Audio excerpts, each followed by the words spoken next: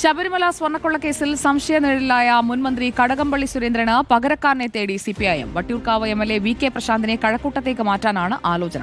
Corporation parliamentary party നേതാവ് S P Deepak, മുൻ M P A Sampath എന്നിവരുടെ പേരുകളും പരിഗണനയിലുണ്ട്. കഴക്കൂട്ടം എംഎൽഎയും സിപിഐഎം സംസ്ഥാന കമ്മിറ്റി അംഗവുമായ കടകംപള്ളി സുരേന്ദ്രനെതിരെ പ്രത്യേക അന്വേഷണ സംഘത്തിന്റെ തുടർ നടപടികൾ ഉണ്ടാകുമെന്നാണ് പാർട്ടി വിലയിരുത്തൽ. ഇതോടെയാണ് കടകംപള്ളിക്ക് പകരക്കാരനെ തേടിയുള്ള ചർച്ച സിപിഐഎം നേതൃത്വം തുടങ്ങിയത്. വട്ടിയൂർക്കാവ് എംഎൽഎ വി കെ പ്രശാന്തിനെ കഴക്കൂട്ടത്തേക്ക് മാറ്റുന്നതിനാണ് ആദ്യ പരിഗണന. സാമുദായിക സമവാക്യങ്ങളും പ്രശാന്ത് എത്തിയാൽ അനുകൂലമാകും. ജില്ലാ കമ്മിറ്റി അംഗം എസ് പി ദീപകിനെയും സജീവമായി പരിഗണിക്കുന്നുണ്ട്. മുൻ എം പി എ സമ്പത്തിന്റെ പേരും ഉയർന്നു വന്നിട്ടുണ്ട്. പ്രശാന്ത് കഴക്കൂട്ടത്തേക്കെത്തിയാൽ മുൻ മേയർ ആര്യ രാജേന്ദ്രനെ വട്ടിയൂർക്കാവിൽ മത്സരിപ്പിക്കാനാണ് നീക്കം. ജില്ലാ സെക്രട്ടേറിയറ്റ് അംഗവും CITU സംസ്ഥാന സെക്രട്ടറിയുമായ KS സുനിൽകുമാറിന്റെ പേരും ചർച്ചകളിലുണ്ട്.